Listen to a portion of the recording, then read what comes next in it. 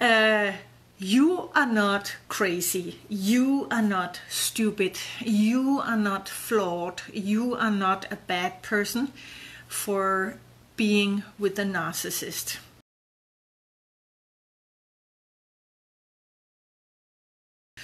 And the thing is that we are built to fit in.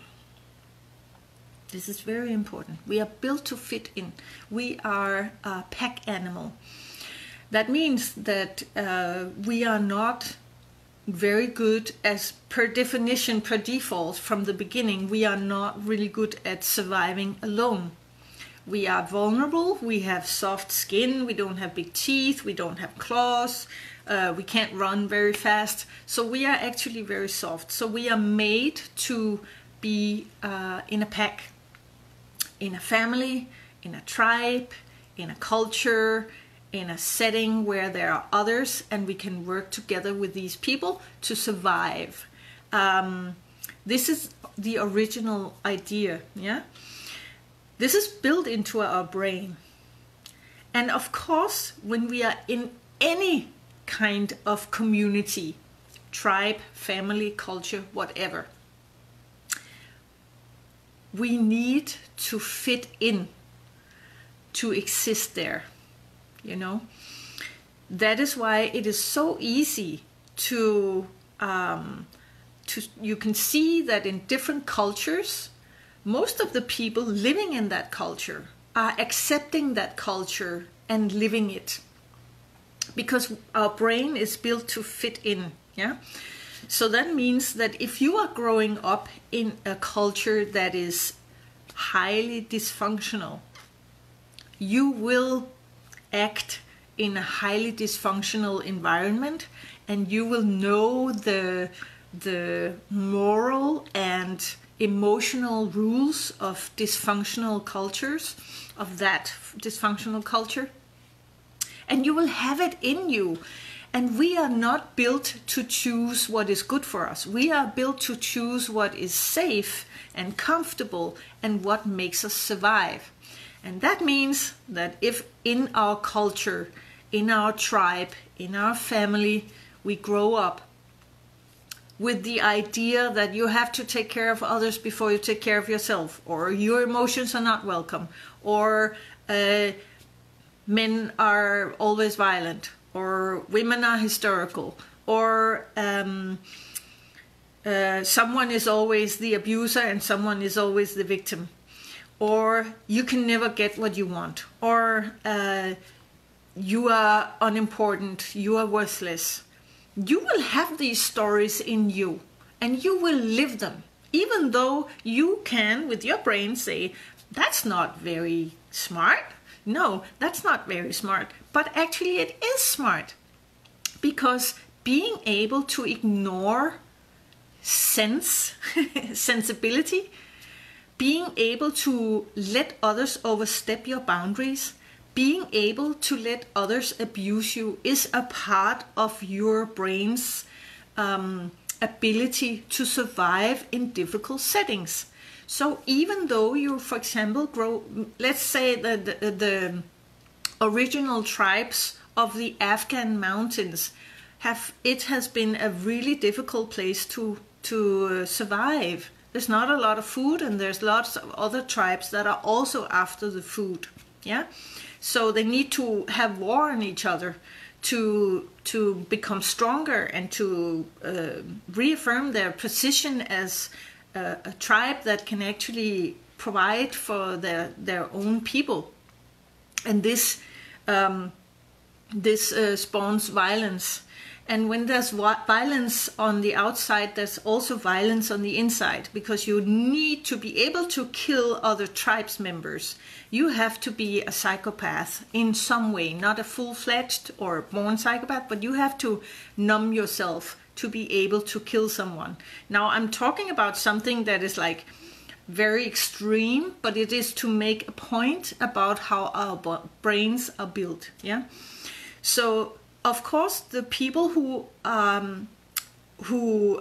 came from the people who were in these tribes in the Afghan mountains, they will be built to accept that life is tough and there's not a lot of food and I have to fight for it and I have to fight against someone to get that food. Yeah. So even though they would consider themselves good people and loyal people to their own tribe and loving people, they would also have that pattern built into them. And since we only have like 100 years of trying to build equality and free love for all and, you know, acceptance, because we've only had around 100 years to build this, we have dysfunction built into us very, very strongly. Yeah. So what is going on with you when you meet the narcissist is a few things. First of all, now I'm talking to the people who meet narcissists in their life, not children, adult children of narcissists. I'll talk about that later. But when you meet the narcissist, you have grown up in a tribe, in a culture where true love is probably not very big. You have probably not grown up in a community where it was okay that you set boundaries. Nobody has taught you how to set firm boundaries for yourself. And if you did, you have been taught that nobody will, you know, people will not respect them. They will overstep your boundaries. You have to do as your parents wish. You have to do what your parents say. And this is in some ways very good and will help the child to survive. But if it's accessible, if there's too much of the firmness going on, you will learn that you are not allowed to have boundaries. Okay? And this is one thing that the narcissist can take advantage of. He or she, because there are equal amounts of male and female, can take advantage of the fact that you have actually been taught that your boundaries do not matter. Okay? So that's just one little thing.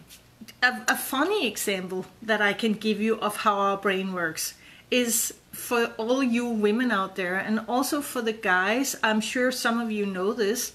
When a woman gives birth, it can be really, really, really painful. Yeah. And after a year, she has forgotten the pain and she wants another child. She does not say, oh my God, no, I don't want any more children. It hurt too much. I'm fine with having just one. She will forget the pain and forget how it feels, and it will be numbed away so she can actually want another child, which is really, really smart. Because otherwise, not a lot of people would have children, I guess. But this is the function in the brain that actually makes us forget or numb or dumb down the pain we are experiencing.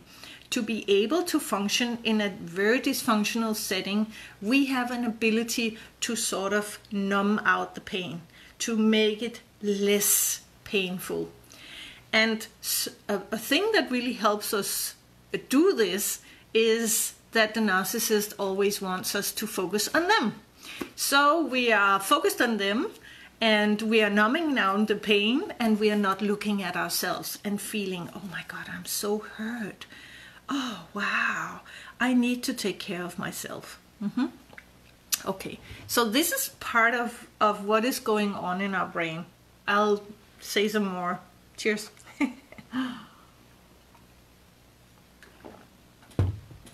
Yes, so when you meet the narcissist in a potential partner, or it can be in the workplace, for example, or a friend, they will make you feel like you are amazing. They will love bomb you. They will hoover you. Love bombing is when they tell you all the wonderful things about you that they see in you. And hoovering is like you hoover, you vacuum clean. They will hoover you into their lives by finding out what do you need to feel amazing. And they will give you that. And then hoover you into their life like that. Many of us have not grown up in a community or a culture that sees us as the amazing beings that we actually are. You are totally amazing. You are a creature of love, of total love. And not a lot of people see that. We are not taught to see that in each other, in Western culture, in first world countries, second world countries, maybe not even in third world countries. We are not taught to see each other as perfect loving creatures. So we grow up not understanding that we are perfectly loving creatures. And then someone comes along and says, oh my God, you're a perfect loving creature. And we're like, oh my God, finally a person who understands me, who sees me for who I am and understands my potential.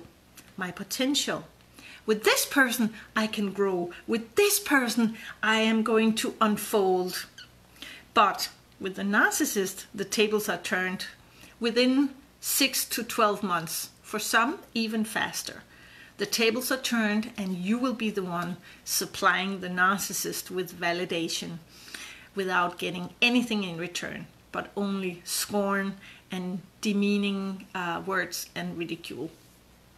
And I'm so sorry for everyone out there who has gone through this.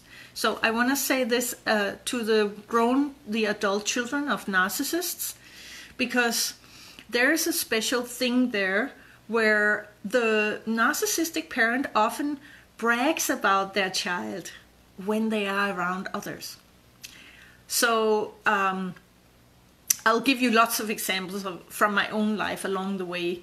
But for example, my father, he would always say, oh, I'm so proud of my daughter, when we were out in a setting where there were other people.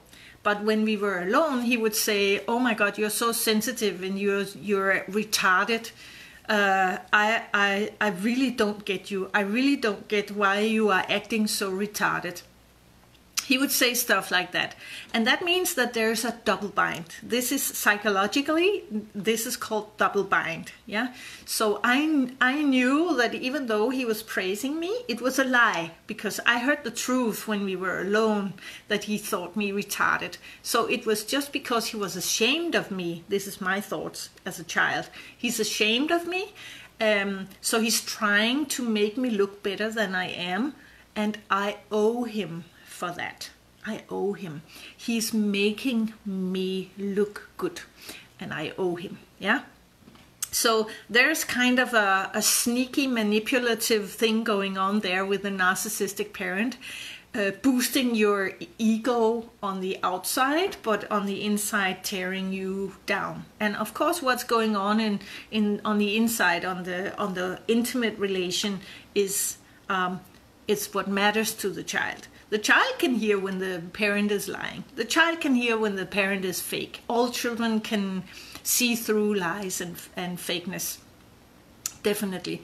But we learn to ignore the feeling because it's not welcome. And what are we going to do with it? I can't stand up to my dad and say, hey, Dad, you're fucking fake, man. You're lying.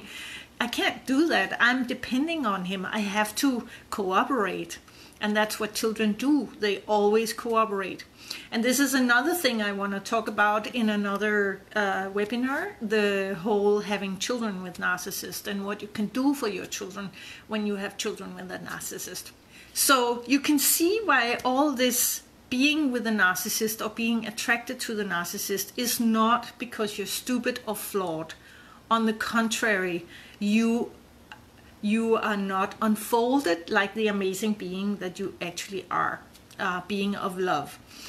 And the narcissist doesn't see that. Even though we think they do, they don't see that. It's just, it's like the spider who builds a really pretty web and the morning dew drops down and sits in the web and reflects the sun, and it looks really beautiful, and the fly comes along, what a lovely morning, and the fly sees the web and sees the morning dew and goes, oh, that's pretty. I can sit there and drink some of the morning dew, and it goes into the web and is caught, of course, and the spider comes and kills it. And that's why I often compare the narcissist with spiders and vampires, because there are so many similarities. But I want to say to you that even though you might not believe this right now, even though you might not feel this right now, you are perfect.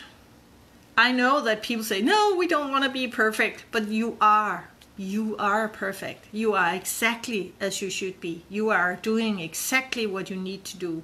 You are in every way as you were intended by the universe. I don't believe in God, but I do believe in oneness. I believe that we are all the same energy. And every religion, every faith is welcome here. So it's fine. Everything is fine, whatever you believe in. But I believe that we are created exactly as we are meant to be. And then there's been put lies into us, lies and stories and mud and tar and all kinds of crap has been put on top of all that amazing thing that we are, and that is what we are here to remove. So sit like, you sit like this, so you have a straight back and you have your feet in the floor. And can feel the floor underneath your feet. And then loosen up a little. And then breathe in through your nose and take the air all the way down through your body, all the way down to your seat. And then blow out through your mouth. Okay, so in through the nose and out through the mouth.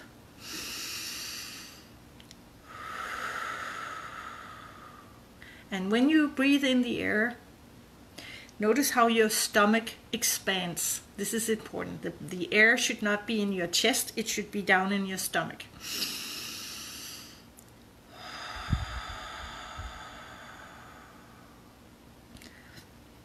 The first few times you do this, you can experience a little dizziness, and that's quite okay. That's just because you're not used to breathing like this. So one more time.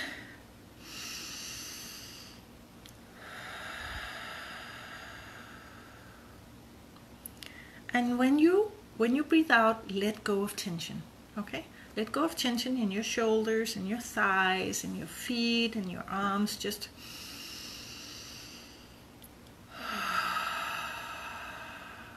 let go.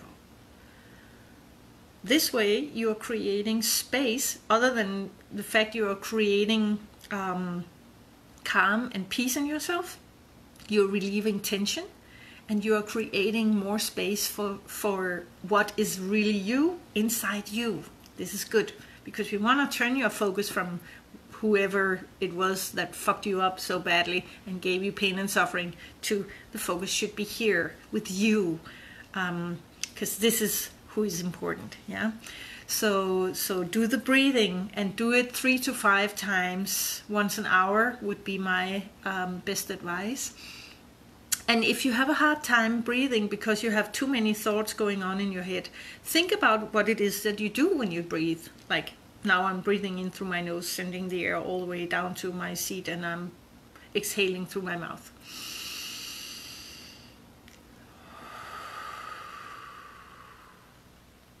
Yeah, that way you become centered.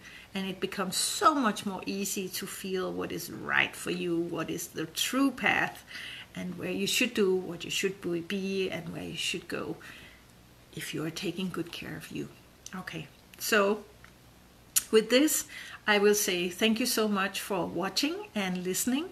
And let me know if you have questions, and I'll see you soon again.